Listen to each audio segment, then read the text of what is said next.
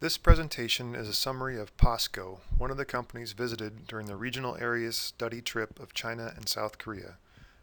Our team consists of Margot, Fizza, and Dan. We visited POSCO headquarters in Pohang, South Korea on May 22nd, along with the other students and Professor Lee from UT Dallas.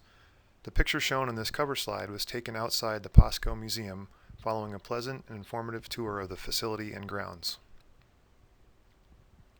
This presentation will cover POSCO's background and history, analysis of its strengths, weaknesses, opportunities, and threats, and analysis of its position in the steel market. It will conclude with some of our key observations and recommendations for what POSCO should do in the future. POSCO operates 2 integrated steel mills in South Korea and a joint venture with U.S. Steel in Pittsburgh, California. It has 3 segments. The steel segment produces a variety of steel products. The engineering and construction segment plans, designs, and constructs industrial plants, civil engineering projects, and buildings. The trading segment exports steel products and imports raw materials. The graphic is a photograph of a sign from the early days on display in the museum with the original company name, Pohang Iron and Steel Company. POSCO produces 6 major types of steel products. A majority of its products are cold-rolled steel, hot-rolled steel, and steel plate.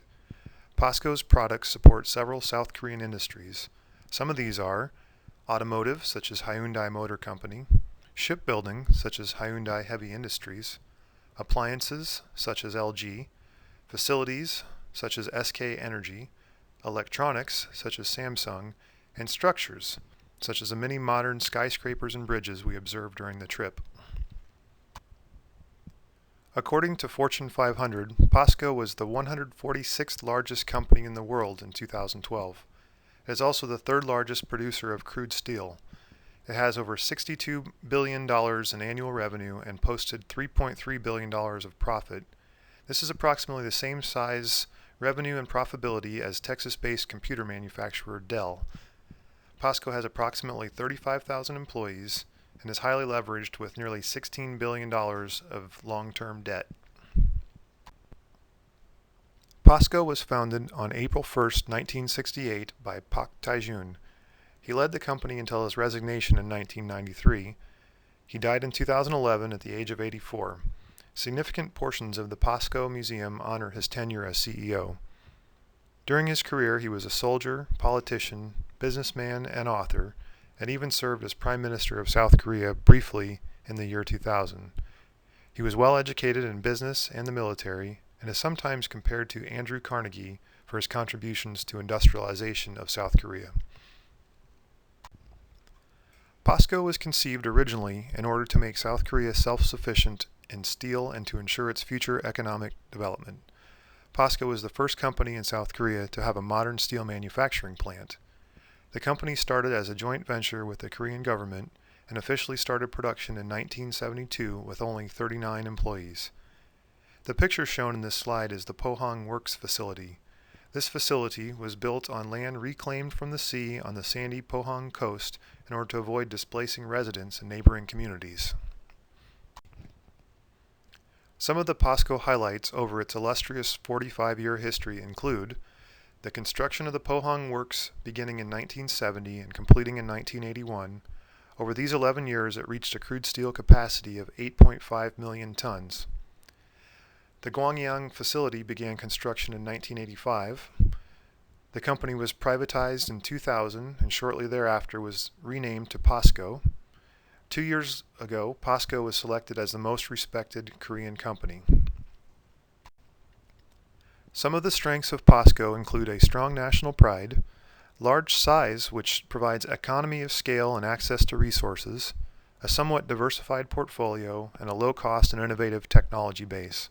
Weaknesses include a strong dependence on imported raw materials which exposes POSCO to a number of economic risks related to supply, pricing, duties, etc., limited experience operating in foreign arenas which increases risk that attempts to expand internationally will be unsuccessful, limited insurance coverage which exposes risks that product hazards and liability claims will incur significant losses, and the need for additional capital to finance acquisitions given its heavily leveraged capital structure. Threats, the things that are external to the company, include vulnerability to economic downturn domestically and in its foreign markets, depreciation of the won, devaluation if tensions with North Korea escalate, and failure to protect its intellectual property. Opportunities, in our opinion, are centered around global diversification, including exploration of resources, production operations, and export to emerging markets. POSCO operates with a wide economic moat, meaning that it possesses a strong competitive barrier. This is driven by its low-cost operating structure and technological innovation, along with a near monopoly in the Korean steel market. South Korea alone represents 50% of POSCO's revenue. Its remaining revenue comes from exports. China and Japan are the leading customers, providing 15% and 8% of POSCO's revenue respectively. The rest of POSCO's exports are equally divided between the rest of Asia and the rest of the world. POSCO displayed its key values during our tour. Customer. POSCO strives to provide the most value possible to its customers by putting their needs first. People.